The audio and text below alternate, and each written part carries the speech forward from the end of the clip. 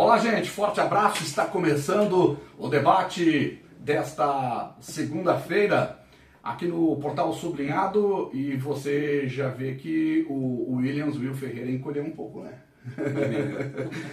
Jairo Fac hoje participando do debate. Muito obrigado, Jairo, professor Jairo, cronista esportivo, que vai substituir o Will nesta feita, poderá substituir em outro, poderemos fazer também em três, né? Não tem problema nenhum. O Will que está com compromissos desta feita, mas voltará no próximo. Jairo, muito obrigado, e eu quero iniciar assim, ó, já assolando. Por que a dupla Grenal, por que Inter e Grêmio, por que a dupla Grenal está tão mal nessa largada? O Inter chega ao ponto de em 10 partidas ter 2 vitórias, né? E o Grêmio também não pode se vangloriar de uma vitória a mais. Em 10 partidas tem 3 vitórias. Não é nessa questão, o futebol tá horrível. A dupla está enfrentando duas realidades distintas, né? Se você for analisar de forma isolada o Campeonato Brasileiro, você vai perceber que o Internacional enfrenta o problema de calendário e algumas lesões no elenco. Então são coisas decorrentes do trabalho que vão impedindo que consiga repetir, por exemplo, formações em todas as competições. Então é da natureza do esforço. Então tá lá, teve um bom começo, parecia que ia liderar ou estar entre os líderes, depois perdeu força. Perdeu força por conta do calendário. E o calendário do futebol brasileiro ele é muito difícil para quem disputa todas as competições. Essa última rodada provou para o Internacional com a dificuldade ao não ter como fazer uma rodagem de elenco com alta qualidade. Rodou elenco, mas não teve a mesma qualidade. A situação do Grêmio é outra. Não tem um elenco com tanta qualidade e vem há muito tempo apresentando um baixo nível de futebol. A vitória desse final de semana não pode enganar, não pode vendar os olhos da direção, vendar os olhos da comissão técnica, porque é mais uma vitória tipo aquela do Atlético Mineiro, primeira rodada, no sufoco, com uma bola que é fora do comum, um pênalti, né? Um pênalti é sempre uma chance a mais que você ganha numa partida, mas não representa que você teve produção ofensiva, que você teve produção tática. E isso é o cenário do Grêmio. Precisa muito para melhorar. O Internacional tem condições ainda de, no decorrer do campeonato, demonstrar mais qualidade ou resolver problemas pontuais em relação à rodagem do elenco. Mas o principal é um calendário exacerbado. O Grêmio não, precisa reconstruir. A tônica é agora. Será que essa vitória deixa o Grêmio reconstruir a trajetória? É o que a gente vai ver nas próximas. Mas eu vou abrir debate aqui, Jairo, que eu já fiz inclusive com o Williams mas está aflorado esse assunto, né? Tônica, eu concordo com você, só que é o seguinte, há exageros. Não sei se foi o Roger Machado quem falou no final de semana, em entrevista pós-partida, que teria que ter 3 times, que seria o certo. Ter 3 elencos. Eu acho isso um exagero. A outra situação o Mano Menezes deixou meio ali nas entrelinhas que era melhor não estar na Sul-Americana. Mas, gente, são clubes grandes. E outra também, que eu já teclei nessa tecla no último debate, os adversários também estão com esse calendário. Os sul-americanos, inclusive, não só os brasileiros. As dificuldades são para todos. Então tem dificuldade para todo mundo. Tem muitos times que estão na mesma rotina. Times como o Grêmio que disputam 2 competições, times como o Internacional que disputam 3, 4 competições durante o mesmo calendário. A dificuldade é para todos. A montagem do elenco é uma responsabilidade de quem? Da comissão técnica da direção do clube. Então é se esconder atrás de desculpas que não vão dar concretude para isso. Se você pensar hoje, em termos de futebol, você vai pensar que hoje o clube precisaria 30 jogadores. Aqui nós temos essa situação, então, reclamando que precisaria de 3 times ou reclamando do calendário. Vou usar um exemplo internacional bem simples, que é um nome lendário, já Pep Guardiola. Sabe o que ele disse há algumas semanas, Feijão? Que ele preferia ter menos jogadores. Ele só vai renovar o contrato se ele tiver um elenco menor. Ele tem um elenco imenso hoje. O que ele disse? Eu não posso deixar em casa jogadores. Eu vou fazer a lista e vou deixar 3, 4 fora e eles não vão jogar. Que é o caso do zagueiro do Palmeiras que foi vendido para o Manchester City, que não joga. Vitor Reis, se não me engano. Ele não joga há muito tempo. E o Guardiola falou, eu fico triste com isso. O que ele quer dizer com isso? Que você precisa ter um elenco que esteja adequado àquilo que você necessita em termos de competição. Eu estou usando um exemplo muito diferenciado, que é o futebol inglês. Mas a nossa realidade é essa. Nós temos muitos bons times, clubes grandes que precisam ter a consciência do seu tamanho. Não podem ficar sendo desculpas operacionais. Eles precisam resolver dentro do elenco e resolver dentro do calendário aquilo que eles precisam fazer. Isso nos parece que está faltando cartolas, diretores para equacionar tudo isso, né? Precisa ser dirigentes de futebol e não dirigentes políticos. Os dirigentes do futebol precisam viver futebol. Viver futebol. A diretoria também precisa estar dentro dessa lógica, desse contexto. Mas essencialmente viver o futebol. Então muitas vezes deixa outros assuntos se envolverem, outras instâncias se envolverem com a gestão. Mas é isso aí. Por exemplo, tem essa dificuldade, claro, olha, pessoal acha que é glamour, o jogador ganha 500 mil, 600 mil, 1 milhão, aquele que ganha menos ali, 150 já é muito, e tá reclamando. Eu já comunguei muito disso aí, mas assim, aeroporto não é fácil. Cara, você ter que pingar em aeroporto para aeroporto se desgasta, não é só uma questão física, é psicológica. Só que tem o seguinte, o Grêmio patina com o Luquenho, com Godoy, não é Godoy, sei lá, o Grau, Grau. O Inter com o Maracanã, tem dificuldade no Beira-Rio, com não sei quem, é aí que tá. Né? É um mix de situações, né? Exatamente. Então tem deslocamento, tem o interesse pelo adversário, o que está em jogo nessa disputa. Essa disputa que está acontecendo interessa mais ao clube, interessa mais aos atletas, porque nós vamos ter sempre dinâmica, o que o clube quer, o que a comissão técnica quer, o que o atleta quer. Então isso precisa ser misturado e chegar num objetivo único. Às vezes pode estar acontecendo nesse contexto situações diferenciadas. O próprio atleta não esteja talvez tão interessado por achar que é uma disputa que ele não precisava estar presente. Então essa gestão cabe à comissão técnica, o que fazer, como rodar com o seu elenco. Você não pode colocar na conta, por exemplo, a lesão agora do Matias, bom centroavante do Inter, né? Isso. Que vai ficar fora, vai voltar só depois do Mundial do Clube. E no Grêmio, por exemplo, o João Pedro. Aí o Grêmio não tem lateral, porque tem os outros laterais que estão machucados. O Inter também está com um centroavante machucado. Olha a coincidência desses jogadores machucados nesse final de semana. Mas assim, e a base? E o pessoal da base, para ter disposição, para chegar, falou, tá, tudo bem, tem que ter um elenco de 30, mas a base tem que ter, para pensar na hora quando precisar. Não estou dizendo que tem que subir, se tiver que devolver para a base, devolve para a base, né? Mas assim, a coisa está um pouco chata, ao meu ver, em todos os sentidos, né? Que são essas reclamações todas. Os caras conseguem reclamar de gramado sintético que está sendo inaugurado, novo. Não é aquele que era do São José do Passo da Areia, lá, que era ralo. Então é complicado. Mas aí, por exemplo, vem o que eu lamento muito, tá? Se o gremista ficar chateado comigo, é essa pressão fora das 4 linhas que fez com que o Grêmio ganhasse do Bahia com um pênalti MacGyver, que não aconteceu. Então o futebol tá chato, cara. A parte da arbitragem das reclamações, elas são por um elemento que não precisa estar presente. Ele precisa ser participante, mas não pode estar presente.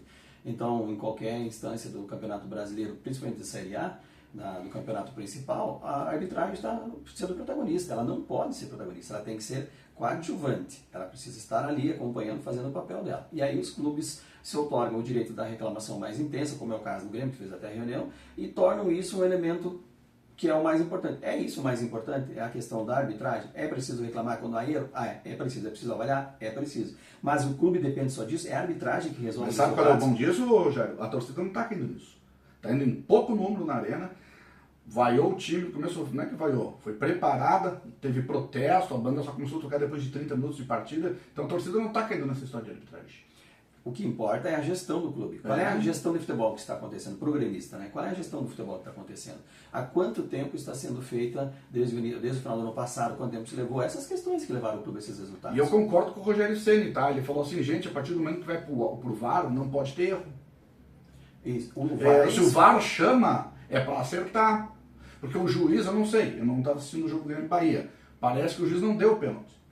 Aí o VAR chamou e ele foi dado pênalti através do que vinha sendo no VAR. Que se vê várias vezes. Sim. Que o juiz acertou em campo, me parece que não deu lá em campo. Esse problema do VAR no Brasil, que é a discussão que é para que serve o VAR, né? Então, muitas vezes o VAR vai resolver ou não, ou ele vai justificar uma decisão, ou ele vai alterar uma decisão. É preciso deixar isso claro no futebol brasileiro, qual é o papel do VAR, em que essa situação muda a cada pouco, a cada rodada parece que temos uma dinâmica, uma decisão da comissão de arbitragem em torno disso. Então precisa estabelecer padrão e manter padrões. Quem sabe levar, já que mas imagina a gritaria, mas por que não levar um técnico de cada time junto pro VAR, para analisar junto? Já que demora 5 minutos uma análise. A análise é muito longa no Brasil. Então chamamos 2 técnicos, nós vamos analisar juntos aqui. Nós estamos em 3. É uma Se der 3-0, ok. Ou vai dar 2-1. Não pode ser diferente. Agora, se não for técnicos, até porque são muitos falastrões, alguns 10 da vida dentro do Palmeiras são grossos, enfim e tal. Sim. Mas são bons, né? Eu queria ter no meu time. Ter um representante de cada clube com formação em arbitragem para analisar junto. O VAR brasileiro tem, todo o áudio de VAR brasileiro quando é divulgado gera mais polêmica ainda, porque é muita conversa e pouca decisão, muita discussão, então acho que tem que ter mais objetividade, ser mais claro, usar frases curtas e colocar a situação em frases curtas. Acabou, essa foi a decisão e se resolve, porque não tem justificativa, já está sendo usado em outras confederações, em outros lugares, e a polêmica mais forte que a gente vê é no Brasil. Porque... Meu Deus, gente, o Grêmio tinha contra-ataques, primeiro estava atrás contra o Bahia, né? Em casa, precisando ganhar. Aí nos contra-ataques, tempo de bola no Grêmio é coisa horrível, é infantil, os caras se passam da bola, passam nas costas do companheiro, o kick da bola engana o jogador, olha, tem muita questão técnica. Bom, o Filipão falou isso, né? Surpreendeu todo mundo, né? Criticando. Ele falou, nunca vi coisa igual. Surpreendeu ele, né? Com tanta experiência, né? Mas quando a fase é ruim, parece que puxa tudo pra baixo. Né? Agora eu disse assim, como gremista aqui, num dos debates, que eu balizava o Grêmio com o São Paulo e até com o Botafogo. Então nesse momento não dá pra, em termos de pontuação, o Botafogo tem 12, o São Paulo tem 12, o Grêmio tem 12. O Grêmio tá na frente do São Paulo. Eu gosto de balizar por aí, né? E o Inter também tá naquela... aliás, o Inter teve sorte, hein? Conseguiu buscar um empate contra o Sport não jogando bem. E outra, o Inter não entrou na zona do rebaixamento porque o Fortaleza perdeu em casa, o Vitória perdeu em casa e não ia ficar feia a questão colorada. Apesar não, né, Jairo? Os matemáticos dizem que a partir da 11ª rodada já dá para ter uma ideia do que vai ser. E nós vamos entrar na 11ª rodada. Então, olha aí, ó. O campeonato de 3 pontos ele tem uma característica aqui interessante, né, do ponto de vista de números, que é quando há pouca diferença entre a ponta de cima e a ponta de baixo, você pode oscilar nos dois sentidos. Você pode subir, mas você pode cair muito facilmente. É uma questão de empatar 3 partidas ou empatar 2 partidas. E vencer 2 partidas, isso altera muito a trajetória de um clube no primeiro turno e no segundo turno. Então precisa ficar atento e transformar todas as oportunidades em uma busca por resultado. O Internacional tem conseguido buscar o resultado quando sai atrás, né? Tem sido uma tônica do time, conseguiu um empate ontem, e isso está segurando um pouco a pontuação do Campeonato Brasileiro. Mas as luzes já têm que estar acesas no painel. Já é sinal. Ninguém garante que o Inter vai ganhar ou empatar do Bahia na quarta. Tem que continuar firme, pensando no resultado, jogando jogo a jogo, porque senão vai deixar para trás uma competição que depois é muito difícil de recuperar. E considerando a baixa pontuação entre o 17º e o 14º, que é o Inter, que é a diferença apenas de 2 pontos, né, entre o Vitória e o Inter, isso prejudica muito, é fácil de... É que o Inter tem um time melhor que o Grêmio, né? A gente está falando que os dois estão com deficiência técnica, tática, mas o Inter ainda escapa melhor do que o Grêmio, ainda deixa muita dúvida, né? O desempenho do Grêmio é mais preocupante, do Internacional talvez seja, né?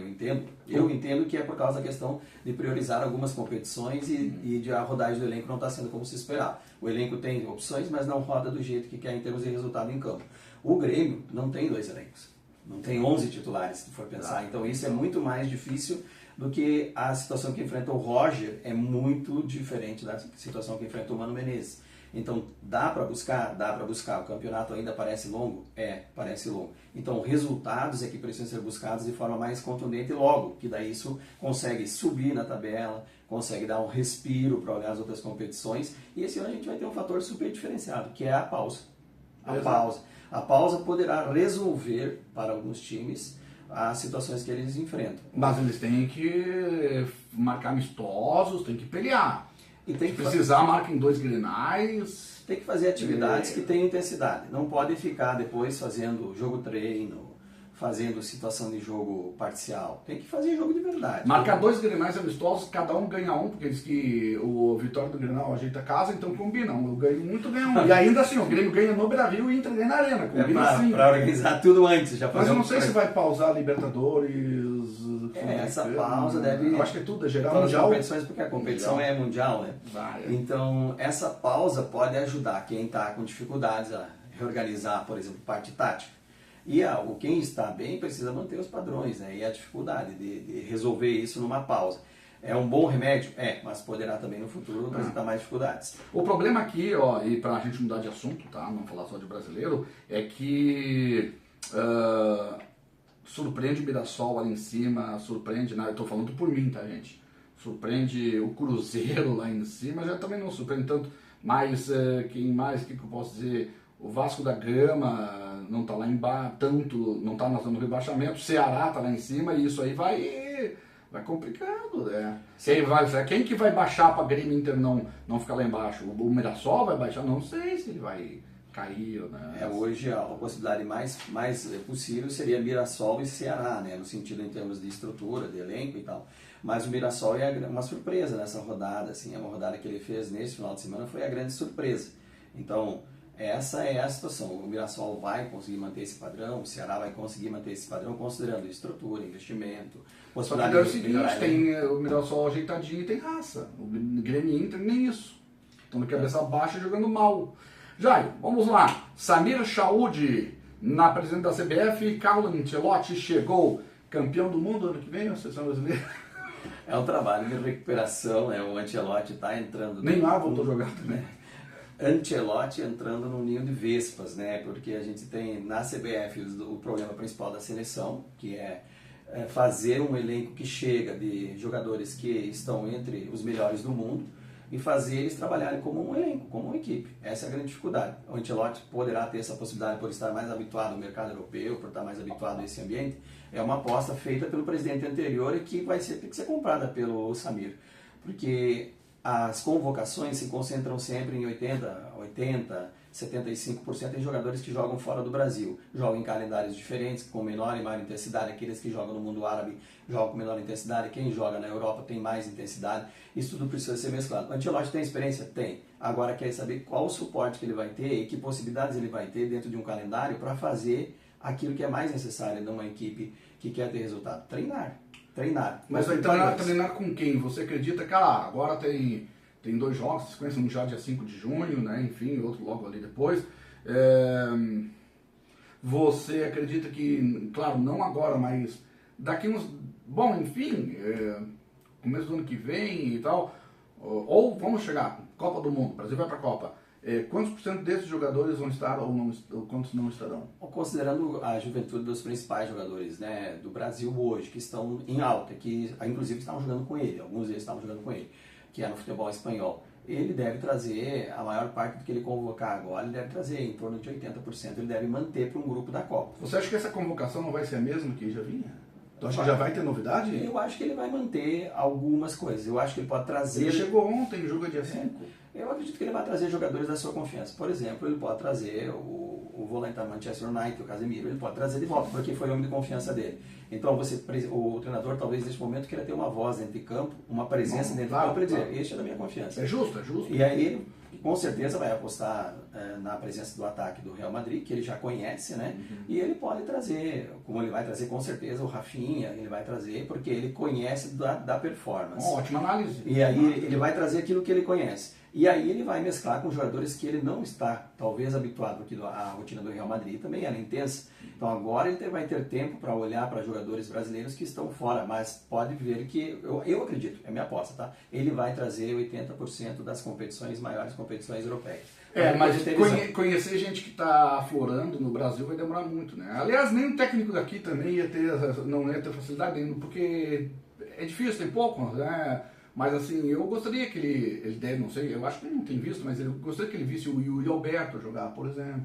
E que o Yuri Alberto continue fazendo gols como está fazendo. Eu estou citando um nome, gente. Eu sei que tem gente que gosta, tem gente que não gosta, mas eu estou dando um exemplo. Ele pensar o Yuri Alberto, mas aí, será que ele conhece o Yuri Alberto? Já ouviu falar no Yuri Alberto? Estou dando um exemplo, tá? Se não... vai depender da comissão dele. Eu acredito que ele vai instaurar os mesmos processos que ele fazia em outros clubes, agora pensando no dinâmico da seleção, de levantamento de dados, que hoje o futebol tem muito disso, né? Ter uma unidade de inteligência, a tua comissão técnica trabalhar junto contigo na análise de jogador, de perfil, e ver que perfil está acontecendo. O Campeonato Brasileiro não pode ser desprezado em termos de atuação dos brasileiros, por quê? Porque é um campeonato longo, difícil, de enfrentamento, de desgaste físico, então os jogadores que estão em alta nessa competição podem ajudar na composição de um grupo. Que ele não caia nessa pegadinha de Alan Patrick, por exemplo, né? Tá até na pré-lista, né? Você falou e alguém vai falar para ele, alguém pode ser que fale para ele, inclusive nós temos aqui do Sul gente na vice-presidência, né? Da CBF, o presidente da federação repostou o Grêmio, voltou falando, o Alan Patrick, cara, não sei, o Ancelotti não vai cair nessa pegadinha, né? O Alan Patrick é bom pro Inter, né? Mas aí não consegue fazer gol no Maracanã. Eu entendo que ele vai focar no trabalho que ele já conhece inicialmente. Aí vamos entender qual é que é o espectro da força que ele vai ter dentro da comissão técnica, a força política, no sentido de instalar o modelo dele. Este é o meu modelo, e é assim que eu vou trabalhar, né? Porque o Dorival enfrentou críticas muito fortes da mídia e foi se desgastando. Agora, o Ancelotti me parece ter um verniz muito mais forte para isso. E também vai trabalhar essa questão em torno da pausa, dos calendários, vai ter uma possibilidade nessa transição que ele está fazendo, de ter um pouquinho mais de tempo, de respirar um pouquinho mais de tempo sob análise. Mas vai depender de quanto ele vai ter força no sentido de impor, porque a confederação está bagunçada, a estrutura está bagunçada por causa de muitas trocas, essa questão política que impactou ali o processo. Mas se ele conseguir passar por cima disso, eu acredito que ele vai fazer um bom trabalho e poderá ter resultados. Mas eu preciso deixar ele trabalhar. Não vamos ser o FDP aqui e ele achar que está tudo ruim. Pô, trouxeram o técnico, né?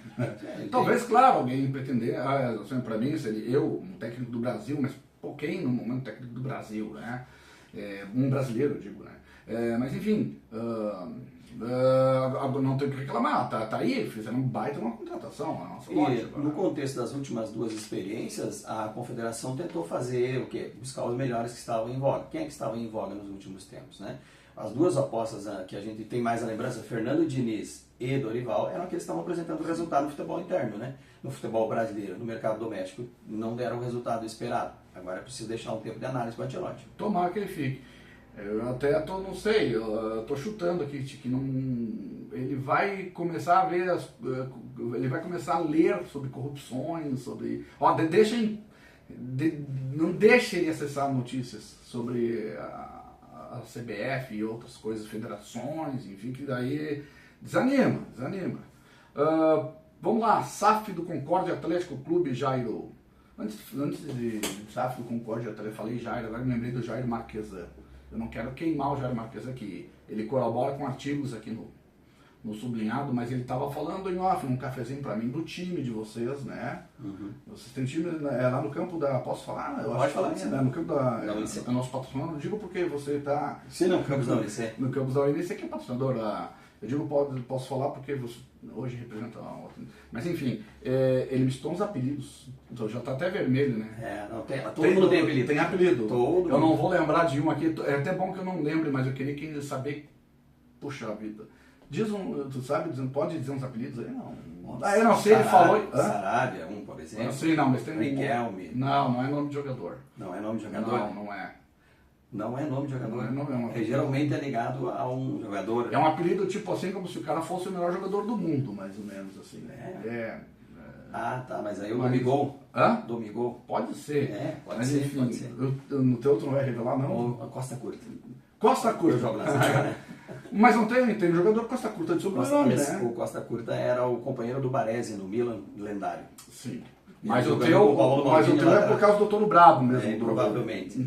Encurtar a costa e se correndo, né? Isso. Vamos lá, vamos voltar aqui. Vamos deixar para outro assunto. Concórdia Atlético Clube, que o Sublinhado deu em primeira mão na sexta-feira, divulgou de que sobre a SAF, que o Concórdia está montando, primeiro a SAF, né? Está tornando documentalmente SAF, para depois atrair investidores, está quase pronto, está papelado, o Concórdia inverteu essa situação e tem investidores interessados. Um grupo da Alemanha, um grupo dos Estados Unidos e um grupo do Brasil. Um desses grupos teria ofertado, inicialmente, entre 40 e 60 milhões de reais em 10 anos. Uma proposta, né? Não tem outra saída, né, Jair? Agora, que seja uma coisa bem amarrada mesmo, né? As questões contratuais acho que são o maior entrave que você tem que ter hoje, né? Resolver essa questão a ponto de o clube se tornar, então, seguro enquanto presença no imaginário do torcedor, na região e tal. Porque essa opção pela SAF, para quem não tem um escopo histórico muito grande ou não tem já uma imensa torcida, ela é uma saída para estruturar, para criar, para desenvolver, para ganhar corpo, para tornar uma base mais efetiva, para investir em algumas competições pontualmente e depois ir estruturando gradativamente a oportunidade que possa vir no futuro.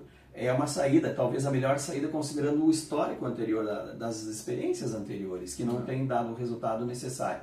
Então, é fruto de trabalhos administrativos mais recentes. Porque você não vai ser mais campeão de uma Copa Santa Catarina com uma folha de 80 mil primeiros, né? Não vai?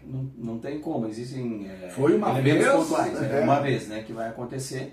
às vezes o calendário auxilia, a estrutura da competição auxilia e acontece esse resultado. E daí esse resultado fica lá isolado, né? Então, para tornar mais recorrente os resultados é preciso fazer investimento. Futebol precisa de investimento para você poder fazer grupos que sejam competitivos e também estruturar a tua produção. Clubes do interior precisam ter uma base forte, precisam fazer estruturas de base para no futuro capitalizar em cima disso e fazer melhores times. O meu receio é perder um pouco da química na sociedade disso aí, da química do torcedor e tal.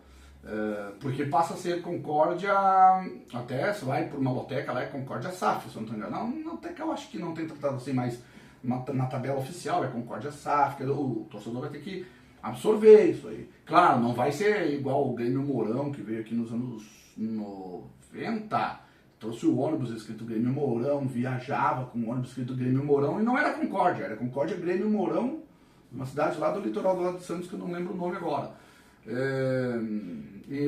Tem que cuidar dessa questão até teórica em relação à química, mas evidentemente que eu quero, dependendo do que estiver escrito no ônibus, que esteja sempre na série, que suba para uma série C da brasileira, enfim, tal. E tem competições, né? Ele precisa investir e ter competições para aparecer, para poder ter vitrine, para poder se desenvolver, né? Mas tem que trabalhar com a sociedade.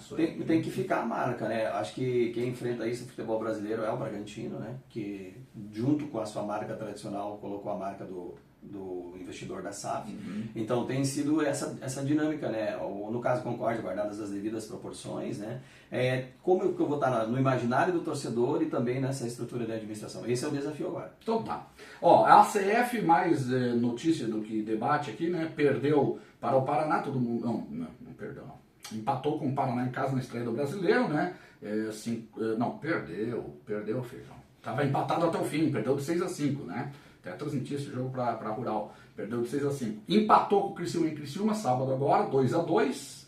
É uma pena, se tivesse segurado, ou até combinado nos segundos finais, ali, um empate com o adversário, né? Tem um pontinho. E aí já emendou lá no Litoral e perdeu para Florianópolis pelo estadual neste domingo pelo placar de 4-3. Num todo, gente, não tá legal a coisa. Não tá legal a coisa num todo da Associação Concordense Futsal. Mas ainda, né? Tem grupo, tem técnico, tem patrocinadores, tem torcida que lotou contra o Paraná aqui. Vamos lá, vamos ver. Jairo, muito obrigado. Muito obrigado. Eu que agradeço a oportunidade, né? Teremos outros? Sim, com certeza. Hoje a gente mais ou menos, não, quase que 100% a gente só concordou um com o outro, né? A gente não chegou a divergir, mas isso pode acontecer em outras oportunidades. Tem algumas coisas que a gente discorda, como dois gremistas, por exemplo, o assunto Renato Portaluppi fica para próxima. Isso, podemos falar em outro momento.